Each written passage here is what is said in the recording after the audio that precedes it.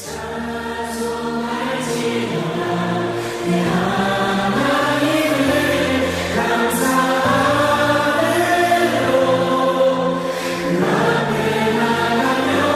함께 읽은 열왕기하의 말씀은 나아만 이야기입니다. 어릴 때부터 참 많이 들어서 제 머릿속에는 공식이 있습니다. 어떤 공식이냐면 순종하면 기적이 일어난다. 순종하면 몸이 낫는다. 오랫동안 우리는 그렇게 이 말씀을 읽어왔습니다. 아람 장군이 하나님의 능력으로 이방인인데 병 고침 받는 이야기입니다. 물론 이 해석 틀린 거 아닙니다. 맞습니다.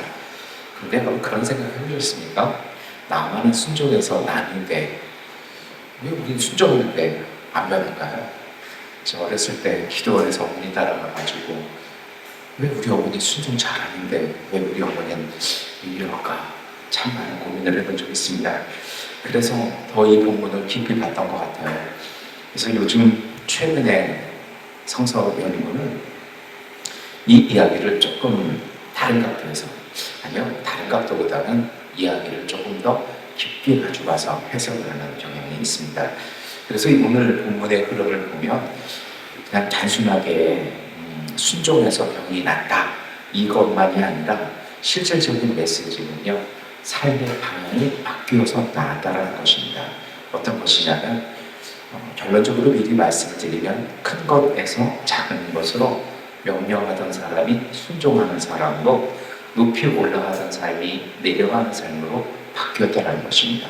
삶의 태도와 질서가 바뀌었다는 것입니다. 그리고 이러한 전환 속에서 치유가 일어났다는 것입니다. 사순절은 바로 그런 시간들입니다. 보행하는 시간이 아니라 우리가 예수님을 향해서 익숙한 자리에서 나아가는 것입니다. 어제 데뷔기님께서도 말씀드렸습니다만 경건에는 무게가 있죠. 근데 그 무게가 다 다르다라는 말씀을 드렸어요. 새신자에게는요, 주일 예배 참석하는 것만 하도 얼마나 귀해요. 근데 선희 집사님 정도 되시면 수요 예배도 오시고 금요 예배도 오시고 구름 예배도 나가야 되고 다 그죠. 중학교 되었을 때 저희 담임 선생님이 그런 얘기 했어요. 아이가 아닌데 이제는 어른처럼 새벽 예배도 나가야 된다고. 그래서 전 새벽 예배 그때부터 시작을 했는데요.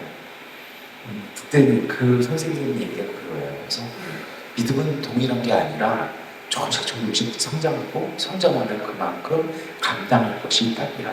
그래야 공급이 된다고 합니다. 사순절은 그런 것입니다. 그런데 이것이 우리가 얼마나 높이 올라갔는지 어디를 향해 가는지를 다시 보는 것입니다. 사순절은 내가 40일 스티커 다 찍어가지고 학교에 가면 그거 하잖아요. 팔은 안 되느냐고 예전에 전지에다 줄 정말 많이 걸어봤는데요. 그래서 역시 장로님이야, 야 역시 우리 권사님이야, 그거 하려고 하는 거 아니잖아요. 그래서 이런 생각으로 오늘 본문을 다시 보시면 더 좋을 것 같습니다.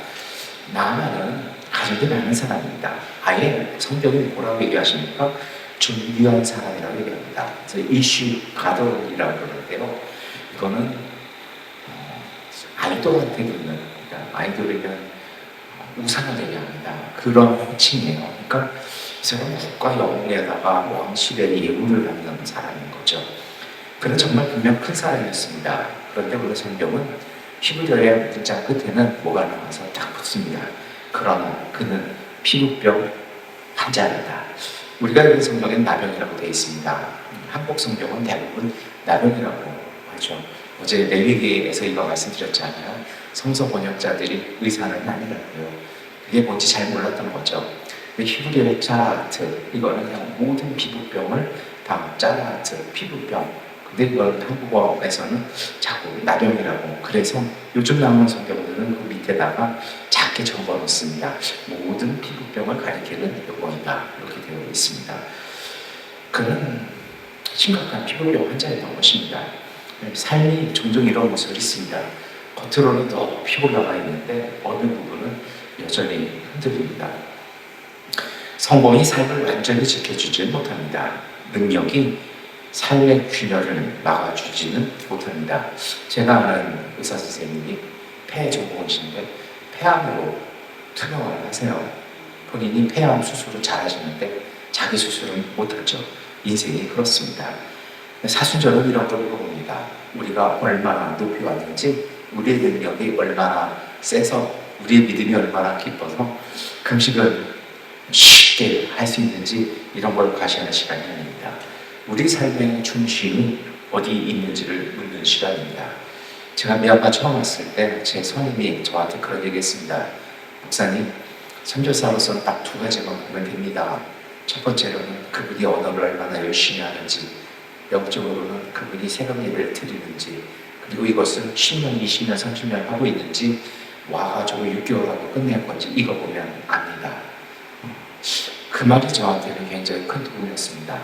왜냐하면 이 두 가지는 흉내내서 될 일이 아닙니다. 거기에서 정체가 드러나는 것입니다.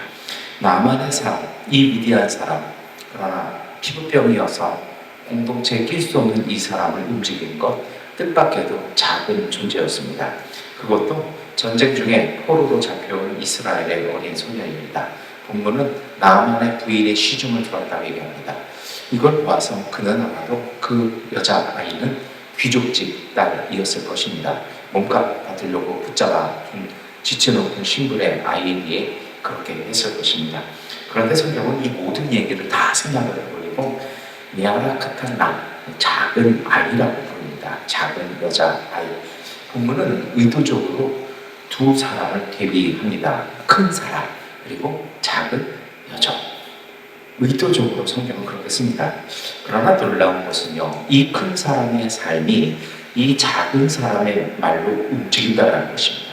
주인이 노예의 말로 움직인다는 것입니다.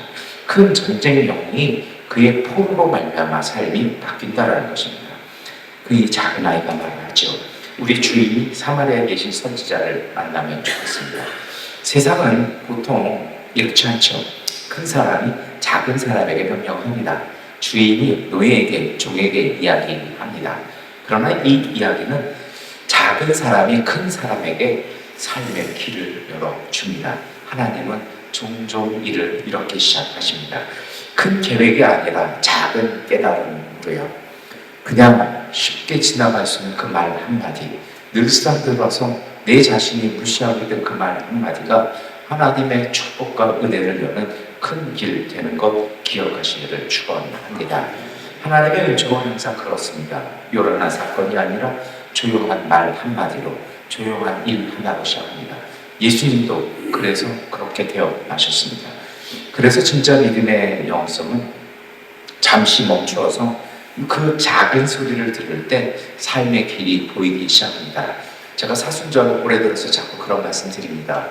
새벽 예배 성공하시려면 삶을 재편하시거든요. 그 얘기 무슨 의미인지 아십니까? 그것이 얼마나 귀한 것인지를 볼 줄 아는 마음이 있을 때 그게 가능합니다. 새벽 2시, 3시까지 그 유튜브 짤보고 있으면 그게 뭐가 좋아요. 근데 그게 뭐가 좋다고 그걸 못 꺼내내는 거.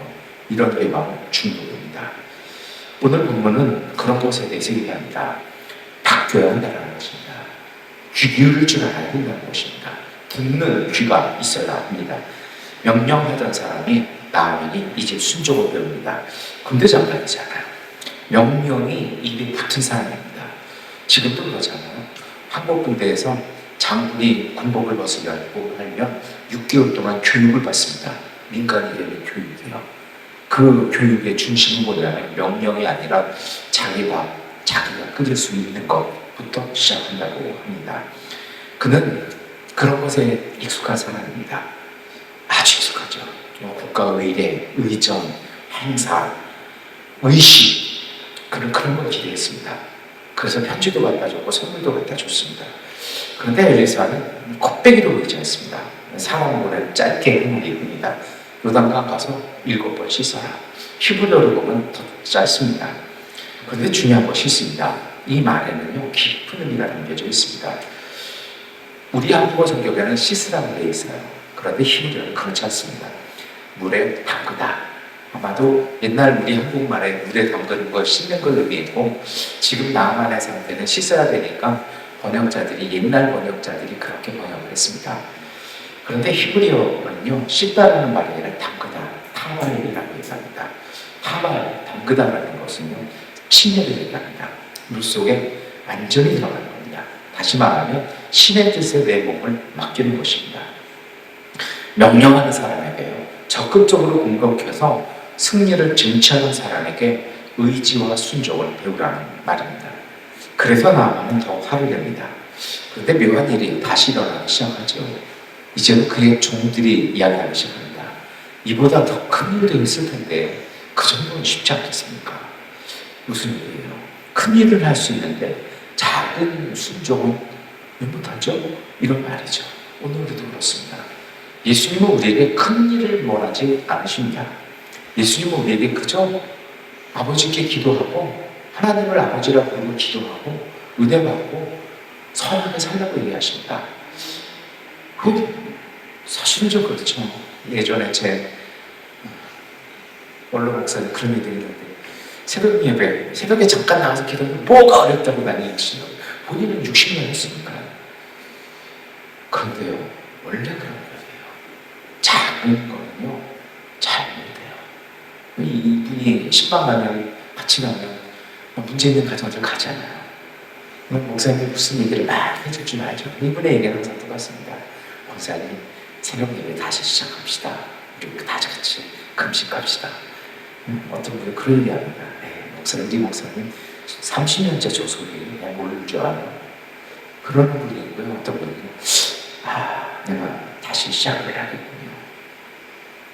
그 결과는 많이 다릅니다. 전 그걸 봉천동에서 수없이 했습니다. 여러분, 오늘 우리는 어떨까요? 예수님이 우리에게 맨날 하던 얘기를 하십니까? 해야 할 얘기니까 하시는 것입니다. 큰일 아니라 작은 것에 순종하시면 은혜가 있습니다. 신앙은 여기서 시작하는 것입니다. 작은 것을 귀하게 듣고요, 명령하던 사람이 순종을 배우는 시간, 여기에 은혜가 있는 것이죠. 오늘 성경은 다시 얘기합니다. 나만이 내려가서 요단강이 7번 몸을 닦았다.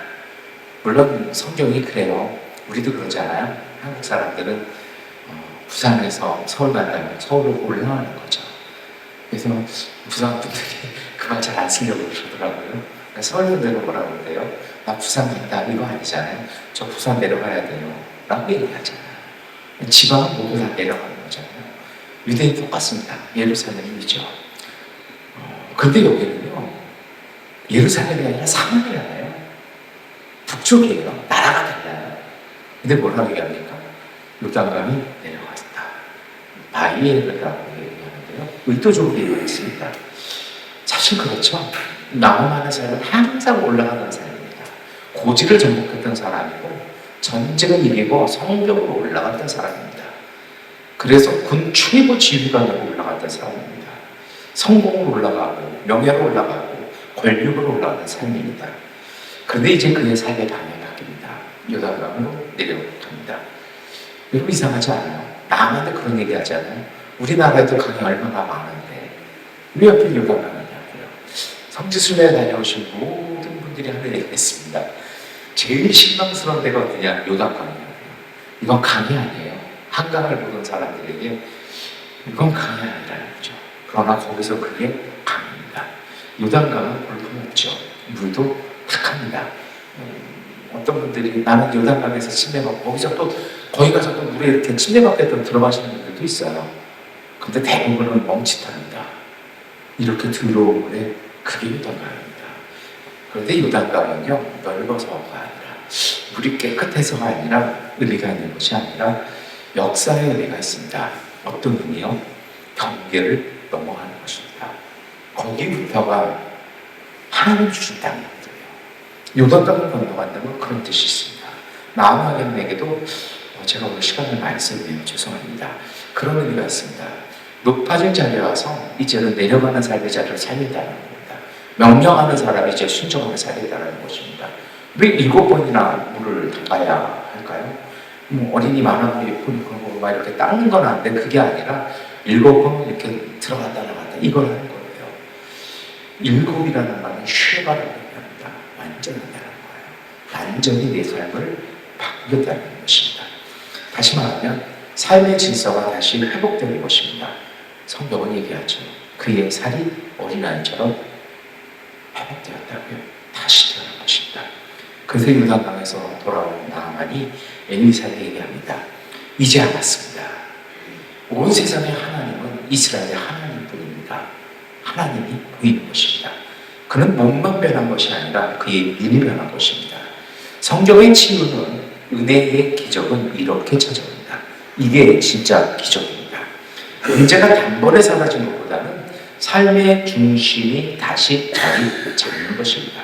큰 것에서 작은 것으로, 명령에서 순종으로, 올라가기만 하는 사람이 내려갈 줄 아는 삶으로 방향이 바뀔 때 우리 안에 영적인 질서가 바뀌고 그 속에서 치유가 일어나는 것입니다. 이제 우리가 기도하는 시간입니다. 나만의 이야기는 기적의 이야기이기도 하지만 삶의 방향이 바뀌어야 된다는 얘기입니다. 큰 사람이 작은 목소리 듣고 계속 말씀드리지만 명령하던 사람이 순종을 듣고 올라가던 사람이 내려갈 줄 아는 그 속에 삶은 다시 살아나는 것입니다. 이것이 사순절의 영성입니다. 조금 더 낮아지고 조금 더 하나님을 신뢰할 때 우리의 삶이 다시 맑아져서 회복되기 시작하는 것입니다. 그리고 이것을 위해서 우리는 이렇게 기도했으면 좋겠습니다. 주님, 높아진 마음 내려놓게 하시고 주님의 길 따르게 하옵소서. 이렇게 기도할 때 하나님은 조용하지만 분명하게 우리의 삶을 새롭게 이끌어 주실 것입니다. 기도하겠습니다. 하나님, 높아진 마음으로 살던 우리를 말씀 앞에 다시 세워 온전한 질서를 찾게 하여 주시옵소서. 요단강으로 내려간 나아만처럼 우리도 오늘 교만과 두려움을 내려놓고 주님을 신뢰하며 주님의 인도하심을 따라 하나님 삶의 걸음을 한 걸음 내딛게 하여 주시옵소서. 흩어진 삶의 질서를 다시 세워주시고 상한 마음과 지친 몸을 회복하여 주시옵소서. 이 사순절의 여정 위에 우리의 시선이 새로워지고 우리의 삶이 맑아지게 하시며 성령의 은혜로 새로운 소망 가운데 살아가게 하여 주시옵소서. 예수 그리스도의 이름으로 기도드립니다. 아멘. 기도하는 시간을 갖겠습니다.